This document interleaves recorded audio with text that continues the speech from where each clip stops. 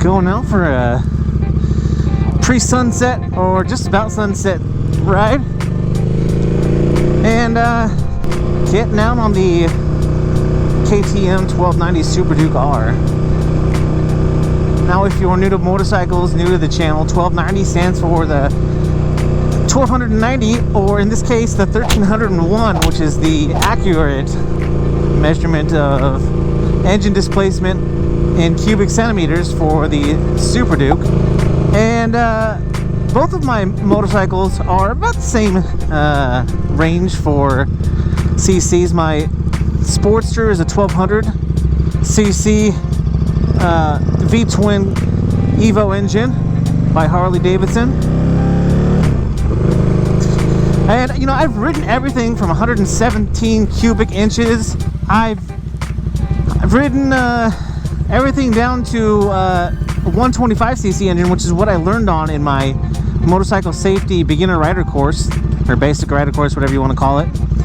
And you know, pretty much everything in between. I probably someday I should count how many different motorcycles, different types of two-wheeled and even three-wheeled machines that I've ridden. But I'd say probably a couple dozen different bikes that I've ridden. So, you know, I come from a place of experience, and always like to share my knowledge and my experience with all of you, especially those of you who are new riders. And today specifically I wanted to talk about what you should be concerned with, or what you shouldn't be concerned with, as far as choosing your first motorcycle, and whether or not the cubic centimeter measurement of engine displacement, the cc's on an engine, is something that should concern you as you mull over what your first motorcycle is going to be. Now, the simple answer is yes, you should be concerned at how large your engine is for your first motorcycle. But the not so simple answer is it depends. And we'll talk a little bit about what I mean by that. First of all, you know, when you're looking at your first motorcycle, you know, I would say probably anything over 1,000 cc's is going to be a little much for a new rider, especially a brand new rider. If you've got some experience riding maybe dirt bikes or ATVs, something with a throttle, and you're familiar with it and it's not completely foreign to you, then, you know, it just depends on where you are with your experience. The other thing that's going to make a difference is what kind of motorcycle you're talking about. Now, a cruiser with a high cc, especially when you're looking at a Harley Davidson, you know, they're kind of notorious. Notorious might be the wrong word, but they're known for having larger displacement engines, but not having so much overwhelming power. And to me, it's more about how that power is delivered. When you look at a chart on the power delivery of a motorcycle, and if you're getting a lot of low-end torque, it's going to feel really torquey, and the bike's really going to want to pull in the low RPM. But then when you get into the high RPM, it's going to flatten out, and once you get off the line, for lack of a better term, you're going to feel less that pull on the motorcycle, the G-forces that make you feel like you're going to get you're holding on for dear life to the handlebars. That power delivery is going to depend.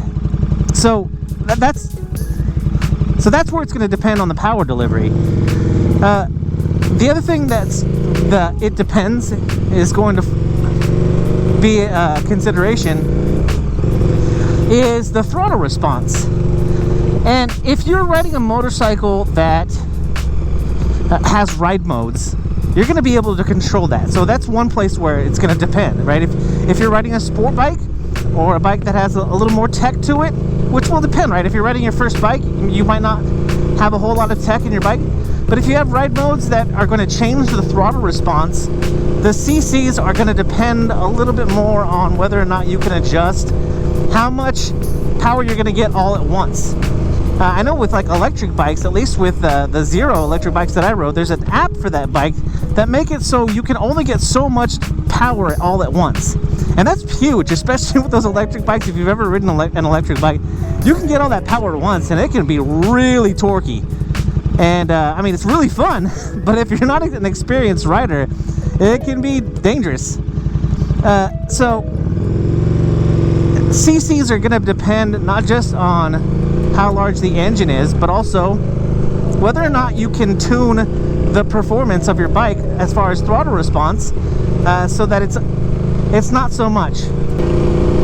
So when you're looking at CCs, like I said, if you're looking at a cruiser, if I would say, I've never ridden it, but the Honda now has an 1100 cc Rebel, and before that, I would say the Rebel was a great bike to start out on. It came in the 300 and I believe 500 cc variety, and so great cruiser to start out on. Power delivery is really linear, so you're not going to ever feel like you're going to get bucked off the bike when you roll on that throttle too hard.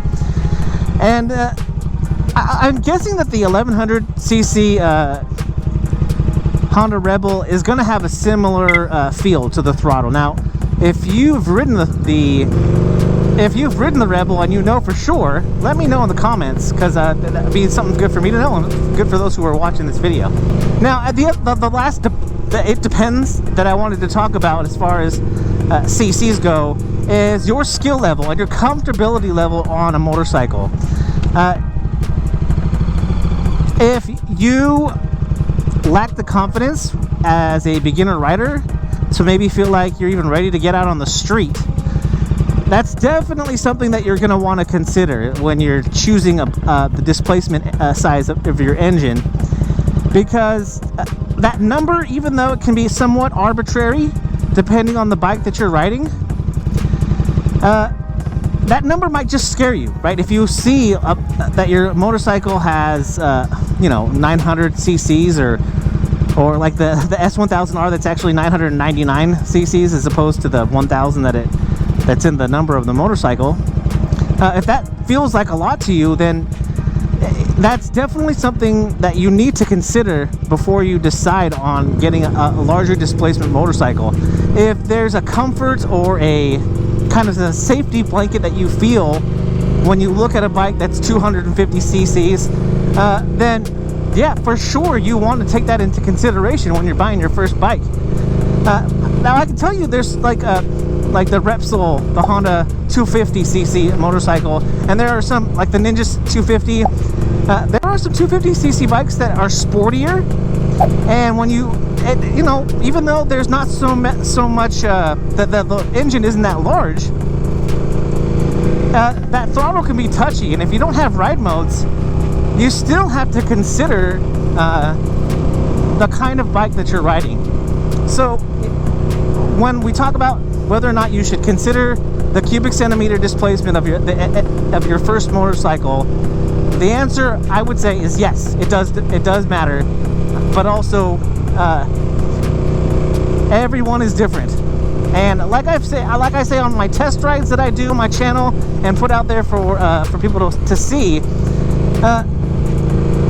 I might like a motorcycle, I might think a motorcycle is rad and it is amazing to ride, but you might not feel the same way. And so it's the most important thing for you to do is to get out there and ride the bike. The one that you feel like might be the right one for you, you gotta ride it. And that's probably more important for your first motorcycle than any other one that you're gonna buy. Because, I mean, we're talking about, a lot of the time we're talking about life and death, right? You gotta feel safe on your motorcycle and you gotta feel confident when you ride it.